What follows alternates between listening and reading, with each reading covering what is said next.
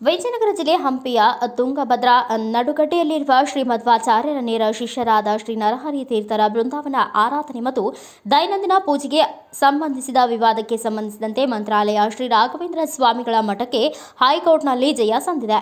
ಈ ಕುರಿತಂತೆ ರಾಜ್ಯ ಹೈಕೋರ್ಟ್ ಧಾರವಾಡ ಪೀಠ ಆದೇಶ ಹೊರಡಿಸಿದ್ದು, ಕೆಳಗಿನ ನ್ಯಾಯಾಲಯದ ಪ್ರತಿಬಂಧನಾಜ್ಞೆಯನ್ನು ರದ್ದುಗೊಳಿಸಿದೆ. ಶ್ರೀ ರಾಘವೇಂದ್ರ ಸ್ವಾಮಿಗಳ ಮಠದವರು ನರಹರಿ ತೀರ್ಥರ ಆರಾಧನೆ ಮಾಡದಂತೆ ಹೊಸಪೇಟೆಯ ಕಿರಿಯ ಶ್ರೇಣಿ ನ್ಯಾಯಾಲಯದ ಮೂಲ ದಾವೆ ಹಾಗೂ ಅದರ ಮೇಲೆ ಪ್ರಥಮ ಮೇಲ್ಮನವಿಯನ್ನ ಸಲ್ಲಿಸಿದ್ದ ಉತ್ತರಾದಿ ಮಠದವರು ಪ್ರತಿಜ್ಞಾಬಂಧನೆಯನ್ನ ತಂದಿದ್ರು. ಆದರೆ ಇದನ್ನು ಪ್ರಶ್ನಿಸಿದ ರಾಯರ ಮಠದವರು ಉಚ್ಚ ನ್ಯಾಯಾಲಯದ ಧಾರವಾಡ ಪೀಠದಲ್ಲಿ ಎರಡನೇ ಮೇಲ್ಮನವಿ ಸಲ್ಲಿಸಿದ್ರು. ಇದನ್ನ ಪುರಸ್ಕರಿಸಿದ ನ್ಯಾಯಾಲಯ ಈ ಹಿಂದಿನ ಆದೇಶವು ತಪ್ಪು ಗ್ರಹಿಕೆಯಿಂದ ಕೂಡಿದ್ದು ಕೆಳ ನ್ಯಾಯಾಲಯದ ಆದೇಶವನ್ನು ರದ್ದು ಮಾಡಿದೆ. ಈ ಮೂಲಕ ಮಂತ್ರಾಲಯದ ಶ್ರೀ ರಾಘವೇಂದ್ರ ಸ್ವಾಮಿಗಳ ಮಠಕ್ಕೆ ಈ ನ್ಯಾಯಾಲಯದಲ್ಲಿ ಜಯ ದೊರೆತಿದ್ದು ಶ್ರೀಮಠದ ಭಕ್ತರಲ್ಲಿ ಸಂತಸ ಮೂಡಿದೆ.